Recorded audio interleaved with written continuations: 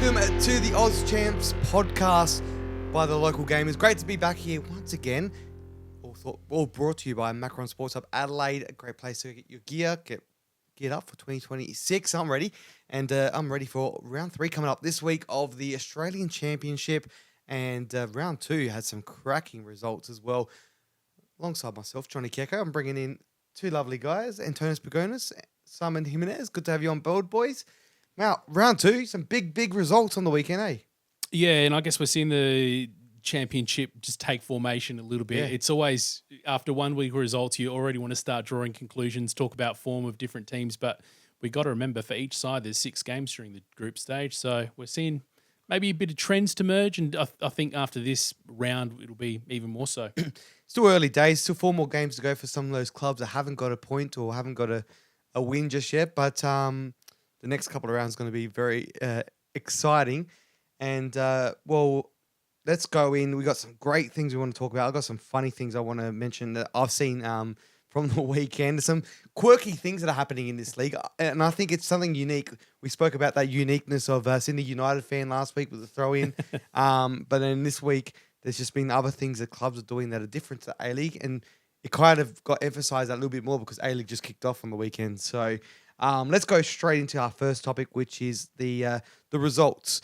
Some of those results surprising results would be those non-foundation clubs that have come in and have made a great name for themselves, especially this weekend. We'll start off with the Broadmeadow game. Yeah, getting the win against Sydney Olympic. So it's been a bit of a shaky start for Sydney Olympic, but I guess we were talking off air during the week, talking about some of the favourites going into this, the leagues that we thought are stronger, but Broadmeadow Magic coming from northern New South Wales, impressive that they could, I guess, claim a big scalp early. And Canberra FC as well, ACT, pretty small league. I guess when they were tested on the national stage against another participant, Metro Stars, didn't put up a great performance, but on the weekend got it done against another huge name, Preston Lions. Yeah, and that's the thing. It's those 2 clubs, especially Preston, is one of those clubs that's been really pushing for this competition. So for a side like Canberra, who only got confirmed to be in this competition just over a month ago, to be able to go in and make an impact against a side with resources like that, it's massive. And again, comparing Canberra's population to Victoria's and Newcastle and northern New South Wales to Sydney's a historic club like Sydney Olympic, they're massive results. And that's what you want for this league. It's a healthy thing for it to happen because it's competitive. That's what you want. You want to go into a game not knowing who's going to win it, and you want 4 games to go, and it's still anyone's group, and it's exactly what we're getting out of it. But it's a good place to be. It's spicing things up a little bit, and I'm loving it. Well, Preston went into half-time with a 2-1 lead, so they let go of that, which is not great for them. And the week prior as well, 1-0 lead in that game. So they've let go of 2 weeks in a row, let go of the lead. So this week they're going to be playing a big game as well, which we love. But what do you think of these clubs that have come in, especially some of the foundation clubs that have come in on their high horse, that they've come in and now their results aren't quite matching what we expected from them earlier in the year? For me, it's a very good thing. It's exciting because you want, especially coming from a non-Victoria or New South Wales state, you want to know that your team's in with a chance. And let's be honest, ACT and northern New South Wales, smaller, areas than our home state of SA. So the fact that they can get some big results, it speaks very well. Will they be able to continue that form further into the competition? I don't know, but initially it does, bode well that they can get results. And, you go back to the old adage that football was not played on paper, it's played on the field. And you might be putting the big cash up, you might have big expectations, but at the end of the day, it's 11 against 11, whoever does it on the day. And that's what we love to see. And we're only a couple of weeks into it. Still, so much can happen. And clubs are still settling into this. Remember, this is new for everyone. Yes, your Prestons and Sydney Olympics have expected this for a while, but everyone plays the local league. You have to do your little commute while you work. This is different. You're basically a professional side for a couple of months here. So you have to adapt to the travel, to the increased training, to the increased attention, to the increased quality of the opponent. Because again, you have to remember someone like Canberra, Croatia and Broadmeadow are the top dogs in the league, like Metro Stars in our league. You're not always used to having such strong competition against you. So to be able to go against strong, if not stronger competition, to do the job against them. It's a massive thing. And everyone's going to have to get used to facing quality every week. Because, usually in your leagues, you have the really strong sides and you have the sides that you can almost pencil down points against. If you don't have that here, because even the side you don't know much about has made it here for a reason. And we're seeing those reasons early on, only 2 weeks in. Well, this week there's going to be some big games as well I'm looking forward to. And I think one that I'm looking forward to the most is in Melbourne, Preston Avondale. I'm going to the return fixture in about 3 weeks' time. So I'm very tempted to see what this is like. Excited. I think you're missing out, unfortunately, because everyone was talking throughout the year, that game at home, Preston against South Melbourne, a record-breaking crowd of 9,000 at home. So against a fellow Victorian team in Avondale that are very well supported, that could be really huge. And Friday night, under lights, it's huge. And the pressure's on Preston as well. They have to win this game to really keep pressure on their group. So, yeah, really looking forward to checking that one out on Friday night. And I think that's the big one. I think round one, when they had their first home game against Spirit, it was during the day and it felt, crowd was decent, but almost felt a bit flat for what we've expected Preston to have. And that's a credit to what Preston has made us accustomed to. But speaking to someone involved with Preston, I'm like, you guys do feel a bit more like of a Friday night vibe. And it's like, I think so we too. definitely are. A couple of drinks down, chavapi. And I'm like, yeah, and especially Couple flares or not. Wouldn't condone that. Especially against Victorian opponents that they face a bit more regularly, but there's a bit more of a rivalry there. There's a bit more people coming from that end as well. I reckon it's going to be very interesting. And again, both these clubs probably enter this competition thinking we're going to top this group. Might not have started as Preston have wanted, and even Avondale dropped points late on the weekend. So they will both want a win here to stake their claims for not just, well, they might have expected the top spot, just to advance from the group stage here, because who knows, one of them might miss out. Well, it's good and good timing as well, because the A-League just kicked off. So that thirst from the A-League fans now is there. They've had that first week. There's no games on a Friday night in Melbourne. Victory are playing Newcastle that night. So hopefully those A-League fans will head out there and go and watch that game, because it's going to be big. Yeah, well, just to quickly add to that as well, how great was last Saturday to have Australian Championship games in the afternoon, then a fixture of A-League games at night. Well, I was watching up here gone blank. Sydney United, they were playing on the Friday night, and I was watching it was a Friday night, and I was watching it at Adelaide United. So it was like halfway through the first half, and I had it on my phone watching, and it was pretty cool and surreal to watch second division while A-League was on. And we're in a country that we don't have enough football. We keep saying that our leagues are too short, our young players not getting enough football. So if this is a problem we're going to have, it's a fantastic problem to have. And it probably serves Preston as well on Friday night, that now we're like, sometimes it takes a couple of weeks to realise that football's back and we're in the thick of it. So maybe that bodes well for a big crowd at Preston on Friday night too. Absolutely. And just also noting as well that Sydney big game is Marconi and the Wolves taking on each other, two Sydney teams. That's going to be big. They're both on 3 points. So Heidelberg's topping that league at the moment with the first 2 wins of the season. So this is going to be big for them. Both dropped points against Heidelberg. So, yeah. And again, like Heidelberg, they earned their spot in there, which means that if they're going to top that group, a foundation club misses out here. You don't want to be one of the foundation clubs that misses out on the project they've invested in. Absolutely. And, well, let's talk about the next bit as well, which is our little highlights from the week as well. And highlights or lowlights, whatever you want to do.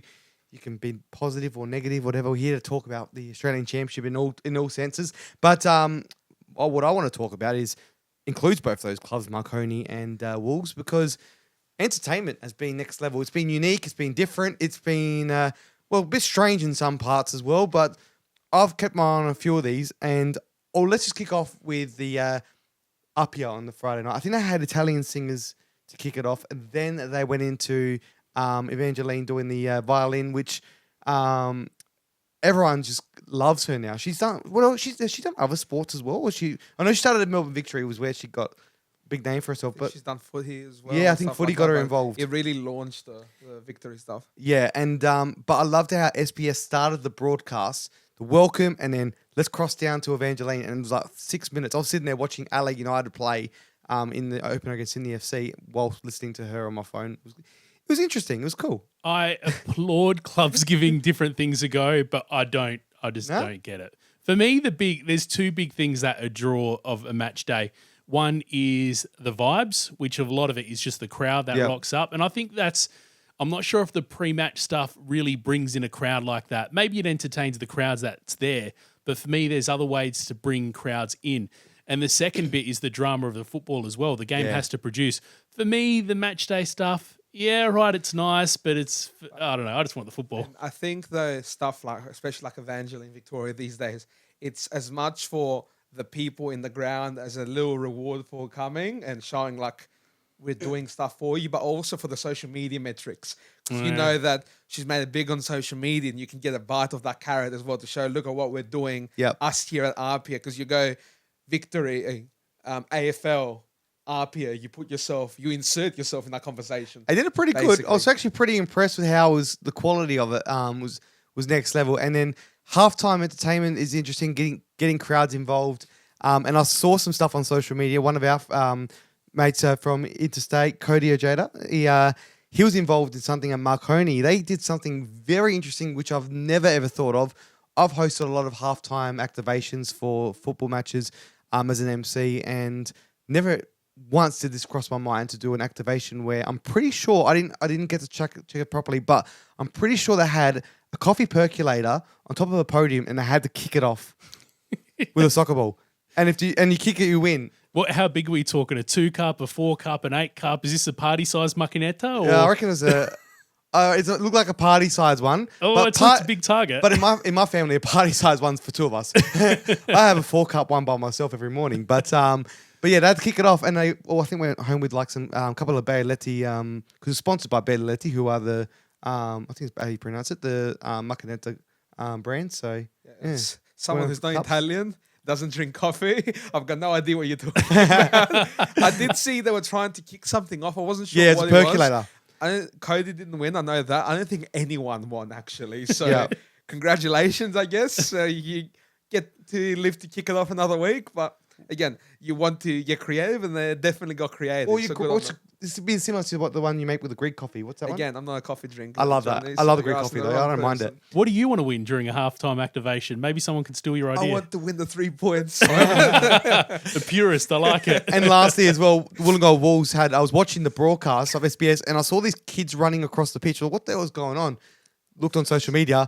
They had a guy dressed up as a wolf. That's amazing. And he had a wolf mask on, running across the pitch, and the kids had to chase him across the pitch from one goal to the other. Fantastic idea. I thought that was clever. They've done it in the NPL before. It's a great concept. I think Sutherland's done it with their shark too. Yeah. And I reckon that they had the wolf on the phone, like a selfie stick. Yeah, oh, that's cool. Around. You could see like the wolf running around. But how funny. Imagine what in our stories growing up, Little Red Riding Hood, the wolf was chasing you, and now you've turned turntables. You've turned it around, but just could you imagine just going on the ground with another 100 kids or so and just running after this random wearing a wolf costume? Well, good luck to him being caught though. You get mugged. In baseball, they do that a lot because I can't remember what they call it, but I was emceeing for them, the LA Bite, and we had to do that, and I didn't know. I had to run with the kids. So I had to chase our mascot across the thing, and trying to MC while you're running across is not great. But fitness up, Johnny. Yeah, no, it wasn't good. I almost fell over. But anyway, it's a great concept. I think clubs just thinking outside the square and bringing what they do at NPL level up to this level is great. I think it's good. It's a bit of a point of difference as well. It is. It shows you can do again an activation and make it specific to your club. Yeah. Again, you can have a halftime kick something in the goals and make it Italian. And you can have we're the Wolves. Let's chase this. Why not, guys? And Metro had an opera singer there as well the other week. You look like an opera singer when you were emceeing there. Well, their coach tried to recruit me to sing opera, so don't give him ideas. Listen, Dorma, you sang. But anyway, what's your highlight, low light this weekend, Thomas? Yeah, I had in South Melbourne. It feels like I'm always going back there, and for good reason too, because football gods are looking after them so far. Manyluek Aguek returned to South Melbourne. He used to play for them when he was younger, went off to get an opportunity and returns as a star. The club wasn't flying high during the NPL season, did some recruiting. He came in as a star, came off the bench at halftime. I believe he was scored with his first touch, which was already great. And then second week of the league, second goal from halfway. Manyluek Aguek picks up the ball halfway, chips the keeper, scores, imitated Kazuya Yamamura from, I believe, Wollongong the week before.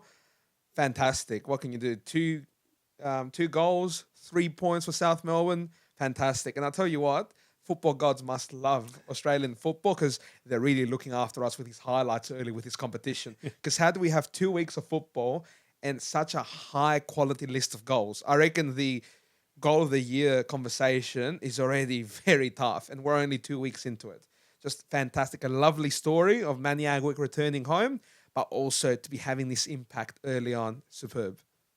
I think there's been some cracking goals already, which is it's what I love about this competition. And it's also good for these players as well because A-League in January, the window opens up.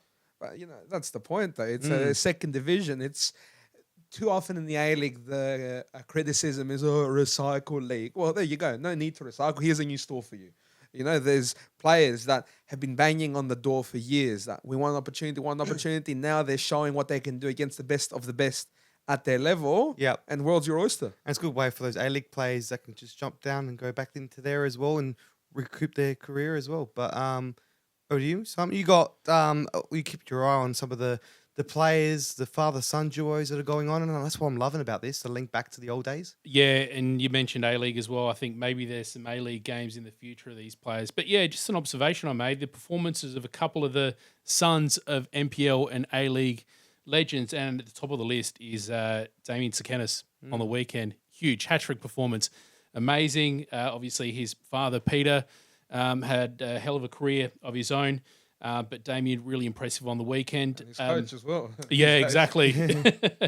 Dominic Costanzo, obviously the big high-profile move from Marconi to Apia. He got a goal on the weekend as well. So good to see him get on the board. Yeah, got the penalty. Yeah, penalty. The fourth one, yeah, it was good. And the other side of the shots, Oliver Kalatz, clean sheet so far for Apia, which is really impressive. I guess his father may be the most...